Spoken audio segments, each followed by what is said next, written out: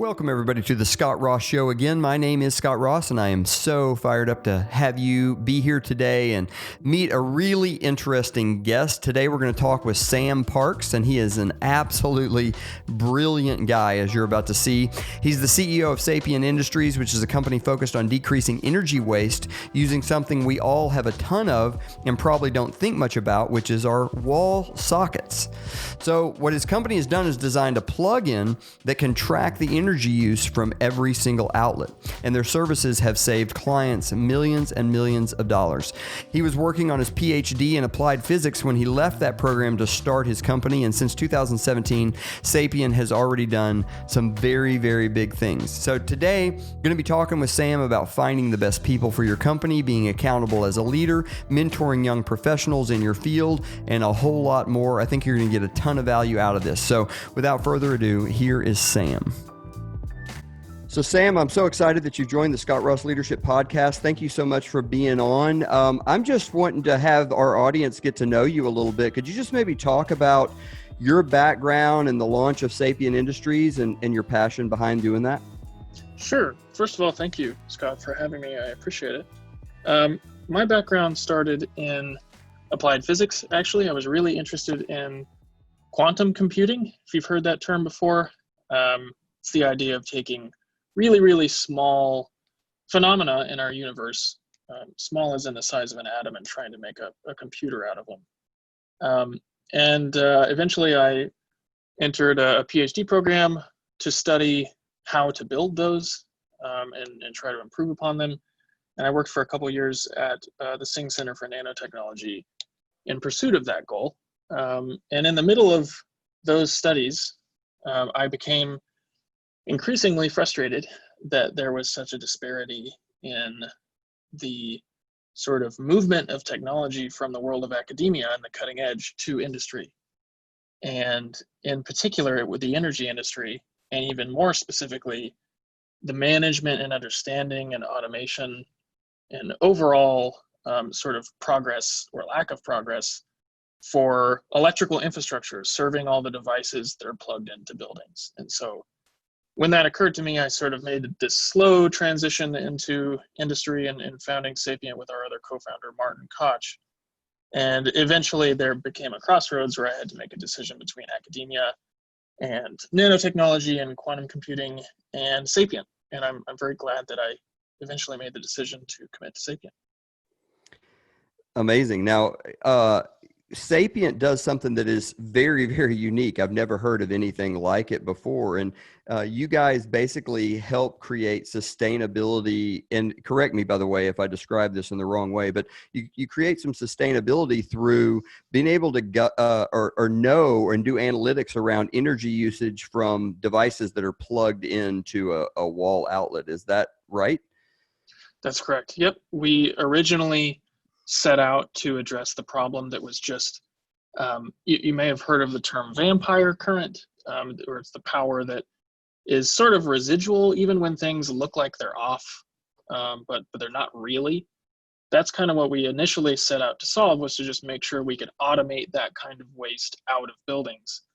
And then we discovered, once we had really made some headway on just that very simple value proposition, that we had this huge wealth of data from buildings that was all sorts of electrical information about the tens of thousands of pieces of equipment that were in buildings. And we realized, wow, there's actually so much more we could do with this data. And so now we do everything from predicting infrastructural needs in buildings, predicting behaviors of the occupants of buildings, predicting the equipment that you'll need, identifying the equipment that's even plugged in the building, understanding the space that is used and not used, or maybe underutilized, all sorts of things, just from this data that comes from the plug. Interesting. So describe for the audience, just what does that look like? Like, is the device that I have, like my laptop, plugged into your device that's then plugged into the wall? I mean, what's the solution actually look like in the real world?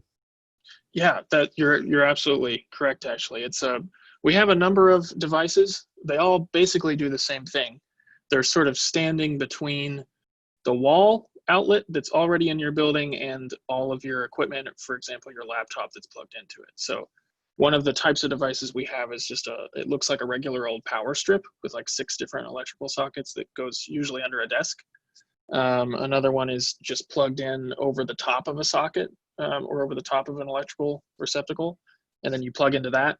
But then we also have sort of in-wall devices that look identical to, existing electrical sockets. Fascinating. Now, we are kind of a leadership and personal development focused podcast here, and we have a lot of people who are listening that are just entrepreneurs. And so, I'm just curious about the process of launching Sapient and maybe some of the lessons that you learned that the average person who's looking to do something significant, that maybe they're scared to take that leap, like you moved from quantum computing into the entrepreneurial world. What are some of the lessons and the takeaways from that process? What did that look like?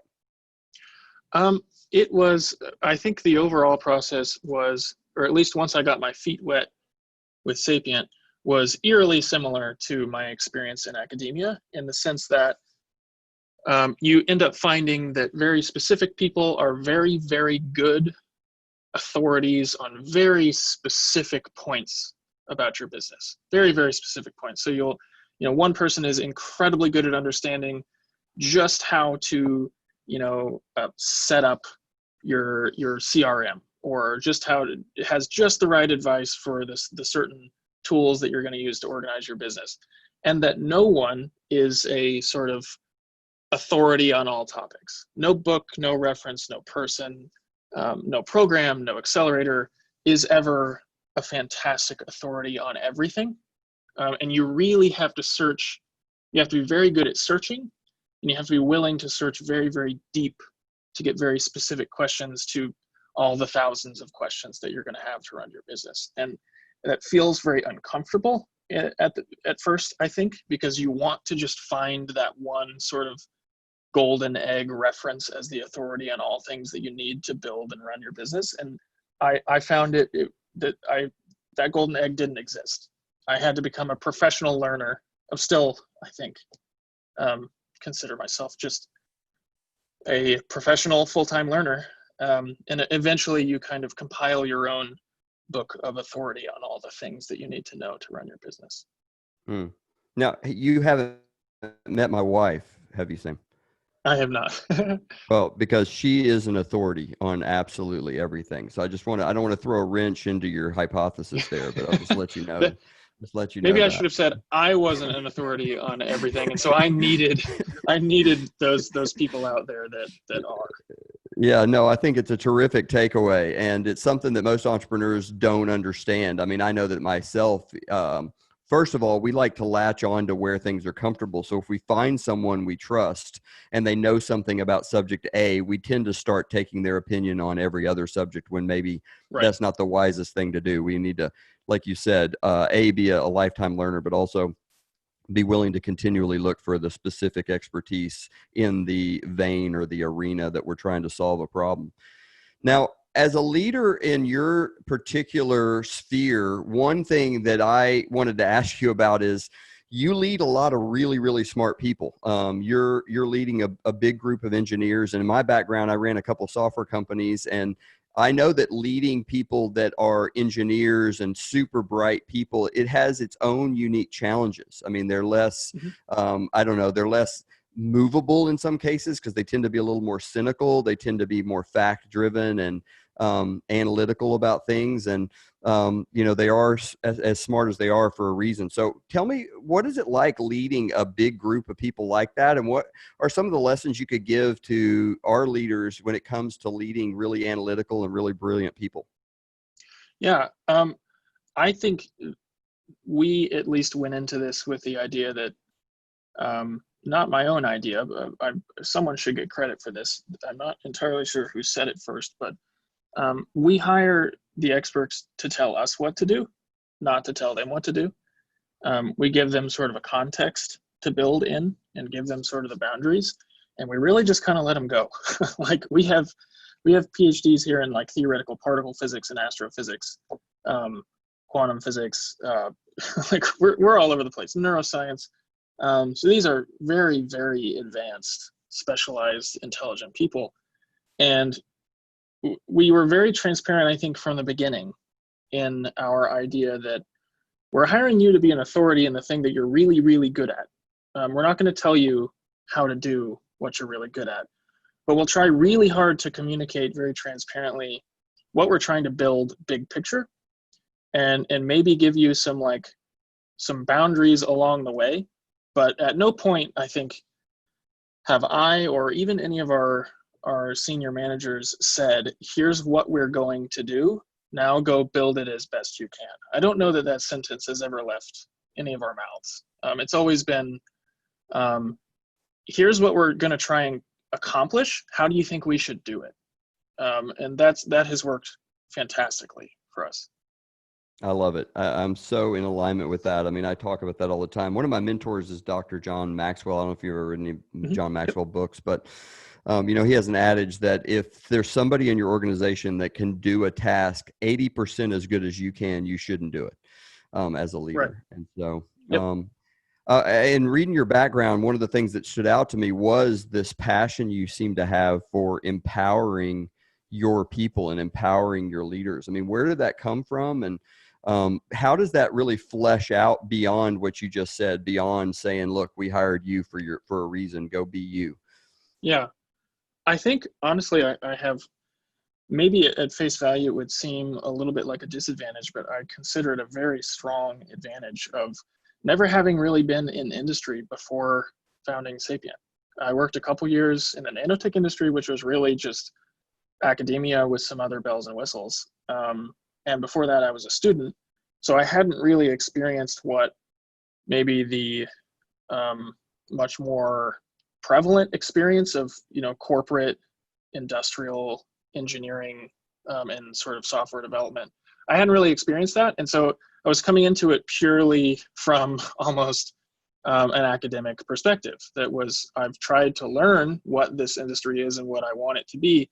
And I think that was great because the way that it manifested was we believe, myself and Martin and all of our senior management, and I like to think all of our other engineers and team members as well, know that we spend the majority of our lives at work and asleep. And so if work is not a source of stability and sort of constructive influence on a person's life, then it's not really a place you want to be, because you're spending most of your life at work. So we came into this with a very non-industrial perspective that this is where people are going to live for a good portion of their day, for a good portion of their life if they stay at Sapient. And so, we do the absolute best we possibly can with benefits in terms of insurance and health benefits and retirement. We pay at least market rate for everyone at the company, if not more. We don't try to use and dangle sort of the equity as a sort of compensator for anything else, because we were like, we're either going to do really well and be able to pay everyone at least market rate, or we're just going to fail because we're not willing to make work a source of potential instability. And there are special circumstances where that isn't as appropriate. We were very fortunate to be able to do that. But and I think lastly, so if we start with how can we be a source of stability, how can we be a source of sort of positive, kind of constructive environment for our team members, I think the last thing that we did is we instilled, or at least sought out, the people who were very intrinsically humble in the way they go about building and working with people. There's very little source of, or there's very little telling that happens at Sapient. Very little, this is what you're going to do. You're going to do A, B, and C, and sort of no questions asked. There's lots of discussion. It's very academic in that sense, that there are lots of ideas floating around, and we have to be very good at deciding what we're going to focus on and not getting too distracted. But I think that's part of working with really fantastic people. So I think it's a combination of all those things. I love it. Now, when you give people a lot of latitude, what you then need is an environment where there's a lot of personal accountability, where people are willing to own things. And So just talk about how does that look within your leadership framework? How do you engender that in your people? Yeah, I think that has mostly to do with, or at least the way that we kind of sought those kinds of people out, or at least attracted them, was the way that we presented ourselves in the first interview. Um, that you're really doing yourself a disservice if you don't spend a lot of time convincing the person that you're interviewing that you are a worthwhile place to work at, and here's what it's like to work here. Because the last thing that we want is for someone to take a position here, excited about what they think it will be, and then it ends up being something different. And I think we one of the ways that we sort of ensured that with great latitude comes great ability to sort of focus and identify a proper trajectory was that you communicate that early on. We said, we're sort of a team of not exactly academics, but a team of definitely very scientifically minded, exploratory people. And we have to be very good at communicating. Communication is an absolute sort of cornerstone of the way that we have to work well together. We have to be very good at holding ourselves accountable, and also understanding that, the sales end of Sapient knows and understands very deeply and very intimately what it's going to take, to build this feature that they've been selling that doesn't actually exist, or, or this feature that we're planning on that they really want to sell really badly, but, it's going to take a few months to build. There's a very intimate conversation that occurs between those departments, so things like that don't happen. So I think that transparency early on when we're finding new team members is what has really helped us circumvent that potential problem. You mentioned that a lot of your people are academics, and I can totally understand that, seeing what you just described about the makeup of your workforce. So I'm just curious, I mean, it would seem to me, and I may be wrong, it would seem to me that there would need to be a real mentoring environment of bringing people from academia and being able to mentor them more in kind of an industrial or commercial context. And so what do y'all do? What does your mentorship program look like if you have one? And how do you go about mentoring the leaders that you're cultivating? Yeah, I think probably the first thing that we do is we meet with, and when I say we, I mean myself and our director of engineering, and really anyone that's any level of seniority at Sapient. We meet with everyone, across the board as regularly as possible. I get coffee with everyone at least once a week, at almost at the entire company. And that holds true basically across the board where it is practical. Sometimes that isn't practical, but I think having those conversations very, very frankly, and very with a lot of transparency about, how are you feeling? How is work going? Where can we improve? Is there anything that you notice that's really frustrating? Like, do you like using this new tool that we developed? How do you feel about the way we use Google Calendar? Like that, those sorts of really basic questions, or like, how's your commute? Really, really basic things that you can talk about just over coffee that you get a very, very good sense of the way that someone feels and works, and their opinions about your process and your organization, very quickly and very easily and very freely. You don't have to pull that out of people. And so the mentorship comes, I think, with just very frequent, candid, personal conversations about, how's work going? What are the tools that you're using? What are you working on this week? And everything I think that you need to know to make improvement just comes out very naturally. So that's probably the most important thing that we do. Yeah, I mean, I think that, one thing that I talk about with this audience and with the people that I do seminars for a lot is just, I mean, a couple of things that you just said there stand out to me that can translate to every leader listening. And the first is, I always like to joke that the best way to convince people that you care about them is to actually care about them. Yeah. I know that sounds crazy, but Yeah.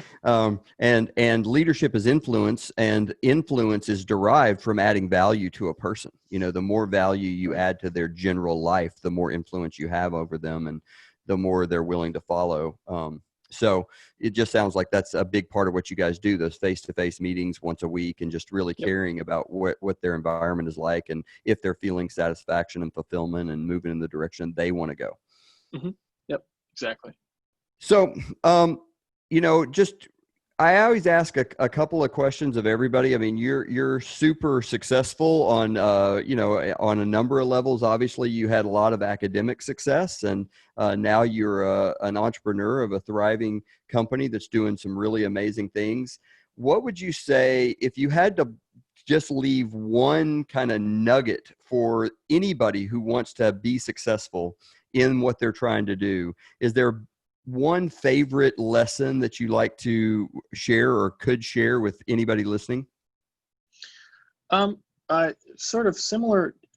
Yes. Sort of similar to what I began with being wary of falling into the comfort that is finding a single source of sort of truth, rather than, really both listening to the experts, but also going wide and deep in your search for answers. I think the number one lesson, like the highlight of what, in my opinion, is most helpful when sort of jumping into this sort of thing, is become very comfortable and excited in searching for answers constantly. Question everything and everyone, including me, in my opinions, because if we have a saying here that everyone repeats, it's do the math, which is really just a saying for go and find the solution yourself, check it with your authorities, and convince yourself that that is truly the correct way to go. I think a lot of times we become so much better as people and entrepreneurs and scientists or whoever you want to be in the process of learning how to be that person, as opposed to just simply jumping into the shoes and kind of holding on and flooring it. I think that's probably the number one thing I would say is learn how to be the best learner you can be. I like it. I love do the math. I'm going to adopt that because the thing I love about that is kind of like the word dude. You could say it in 30 different ways, right? Like, Yeah.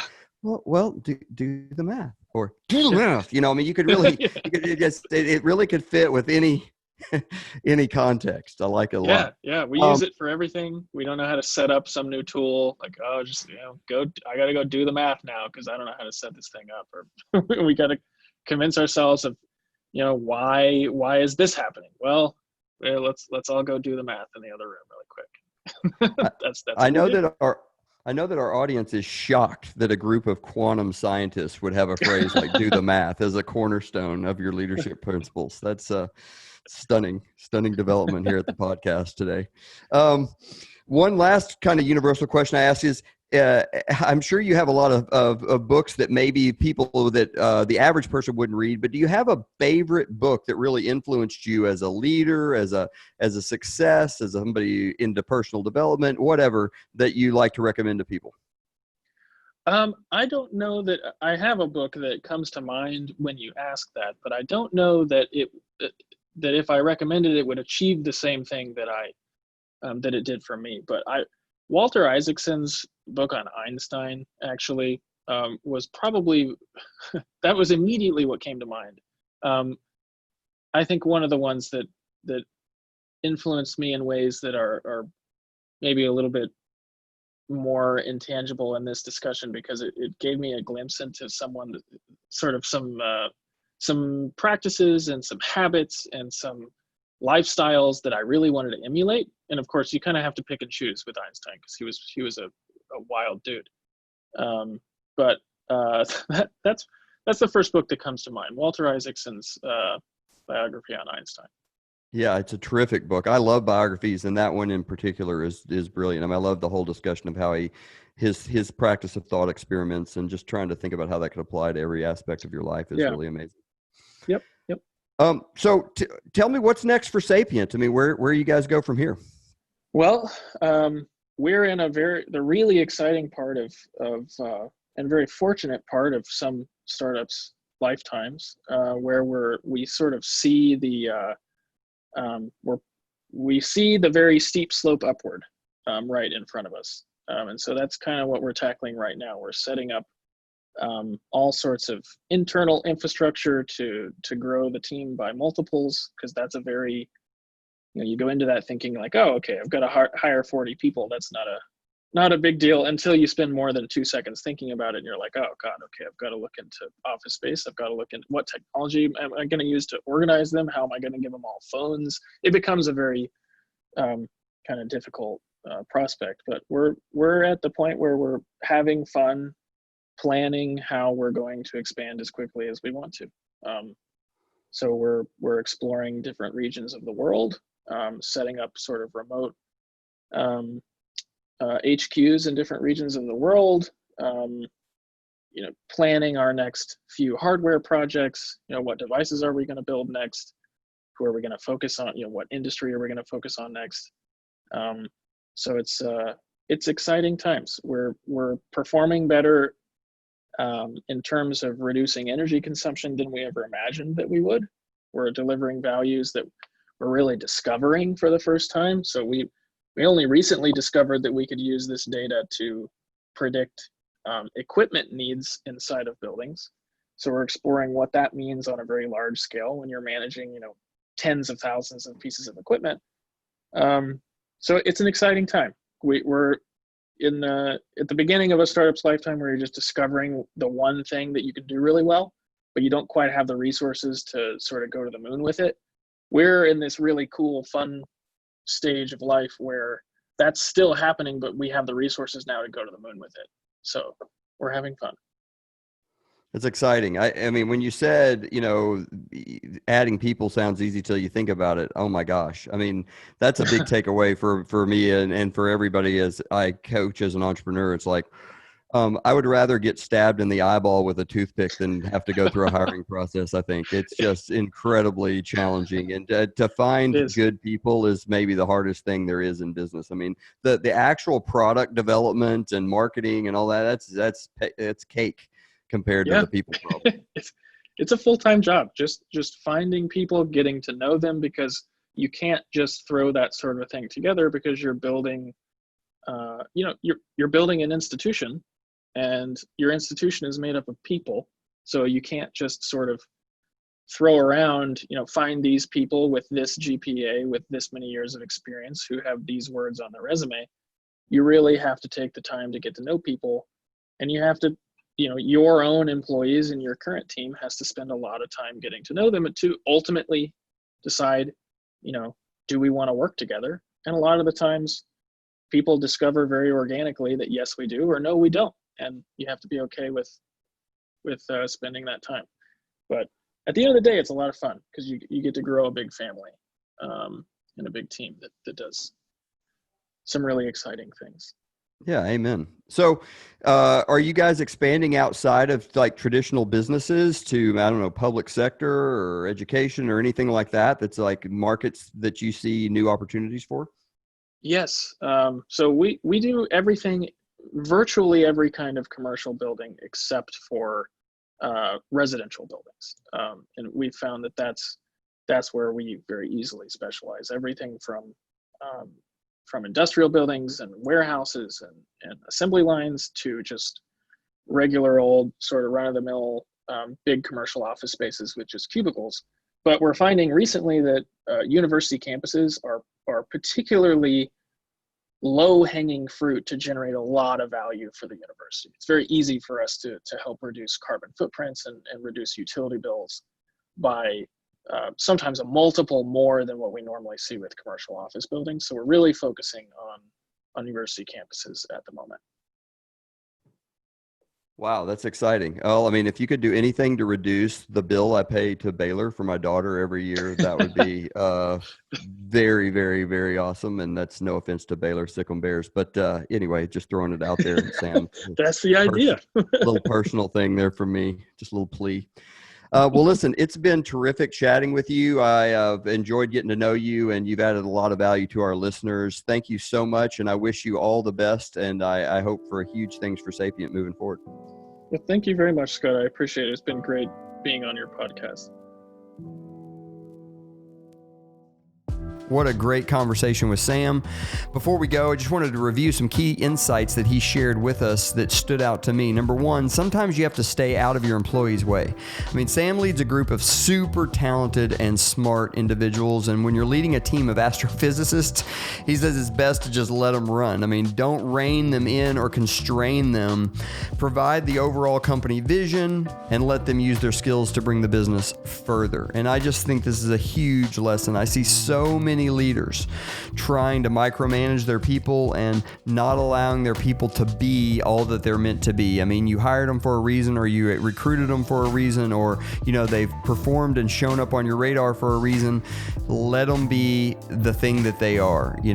Just put them in the position to win and then let them go. It doesn't just apply to science or technology, obviously. I think there's a takeaway for everybody here. Number two thing was stay in the foxhole. I mean, even as his company grows, Sam makes an attempt to meet with every team member for a weekly coffee discussion. And though it takes a big chunk of his schedule, he said this is key for staying in touch with how the company can grow and improve. And I couldn't, echo that more strongly. As I've said many times, one of the curses of leadership is that you're the last to know.